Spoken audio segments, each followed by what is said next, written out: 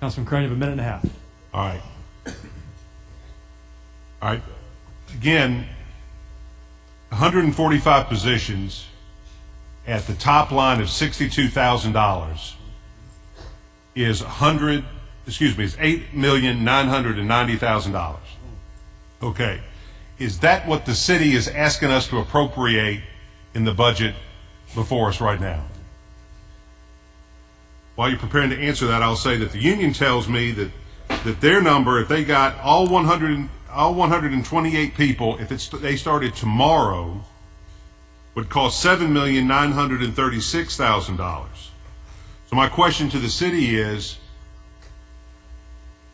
wouldn't we be under the city's budget if we approve this increase, assuming that everybody you want to hire gets hired?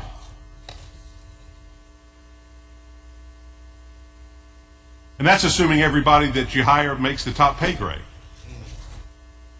No.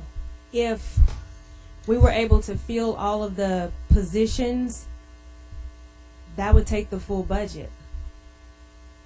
I understand 145. I'm talking about if you added the 15 people that you talked about adding to bring you up to 128, that's going to be less with their increase than if you had the whole 145 that you are assuming.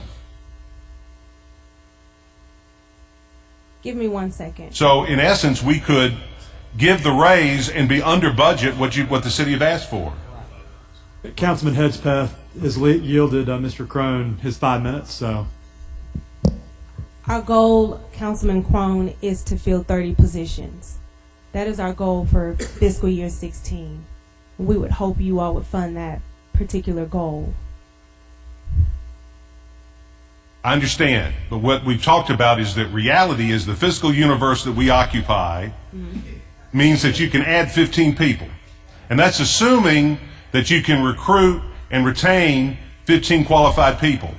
And assuming you pay them at the top of the scale, which I don't think you're going to do, you're going to have a year from now, if we're lucky, there are going to be 128 people actually working, drawing a salary. Now, my question is, if we approve that at their increase, aren't we isn't that less money than the $8,990,000 that the city is currently asking us for? And my question is, if that's the case, why the heck can't we do that?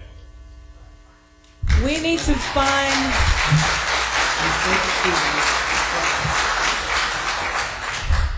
It is a desire to fund the positions fully. Pay parity as a subject is something that we need to look closer at. It's not something that is being done universally in other jurisdictions. I'm not discounting the work that these employees do. Please do not misunderstand me for doing that. I'm just saying we need to take a moment to decide whether pay parity is what is the appropriate thing for the city of Memphis. And I think that takes us to look at different municipalities and see how it's being done. I understand the funding, but should we fund it in the first place at this juncture is a true question in my estimation. Well, now wait a second. I understand pay parity with other cities is an important consideration, but that's different from we ain't got the money, which is what the administration started out saying, is telling all of us we don't have the money and we've got to make tough choices. I'm all for making tough choices. I made one upstairs in the budget committee to tell some very good not-for-profits that they couldn't have some money because we needed to pay down our ARC, as the administration is urging us to. So all I'm asking, the only point I'm trying to make is you're asking for $8,990,000 to fund at least 15 or 20 positions that don't exist because you don't have anybody to fill them, and to give these people the raise that they want with the people that you want to hire and you think you reasonably can hire is less than what you're asking us for to begin with. And there's a difference of almost $1 million. I mean, I came in here thinking that there was a problem, but I think the problem may be different than what I thought it was coming in here.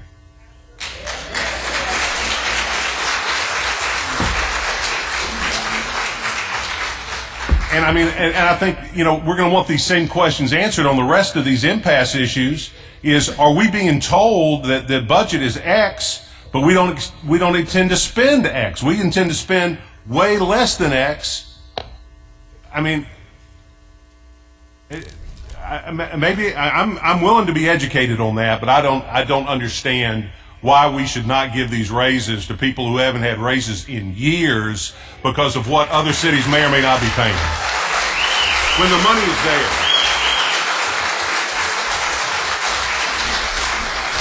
I just want to take a quick moment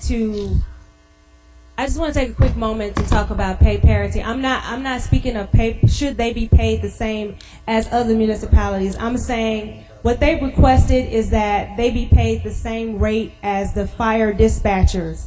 And what I'm looking at is, do other municipalities pay fire dispatchers and police dispatchers the same rate? That's the only thing that I'm looking at. That's fair enough. Thank you, Mr. Chairman. Thank you, Councilman Crone. Councilman William C. Boyd. Thank you, Mr. Chairman.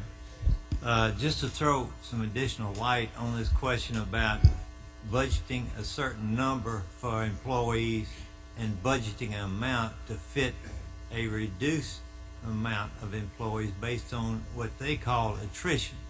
In 2008, when 9 new councilmen came on here, we were looking for all kinds of ways to cut or find the fat in the budget. And one of the questions I asked of personnel was on this subject right here. Do you discount any amount of money so you can save it rather than accumulate fat, unnecessary money in the budget, which would require tax rate to be higher? The answer was that yes, they did do a discount, what I call it, attrition they call it. And I asked them what percent, and the answer was based on the department and the history of that department on how quickly they can hire. But anyway, so I know I, for one, have known that they do that, didn't know exactly what the figure was. Thank you. Thank you, Councilman Boyd. Councilman Berlin Boyd.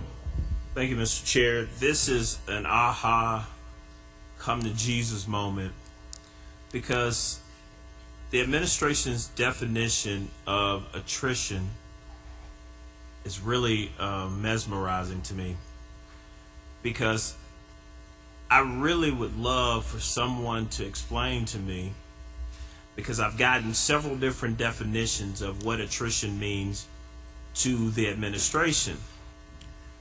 But what I'm starting to believe that attrition means is a shelter of money in the time that the administration needs funds to do projects that they want to do. So, only thing I'm asking is for someone to please give me your definition of attrition, and how do you guys determine where those proceeds will go, or how you guys will fill those positions? Somebody from the administration? Hello, Richard Campbell, Budget Manager.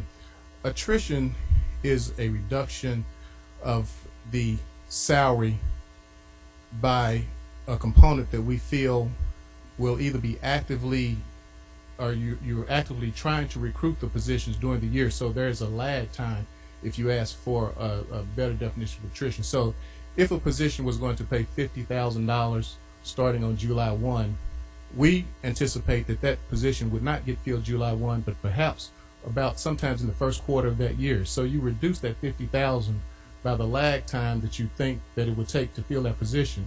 So if that's 3 months, that $50,000 might be reduced by $10,000, for instance. So the net budget amount would be $40,000.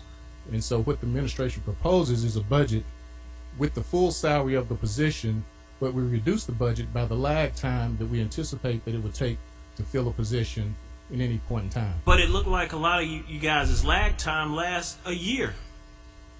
And it's, you say 3 months, but it seems as if those lag times last over a year. And then it seems as if when we get right at budget time, now all of a sudden we have a class scheduled in October.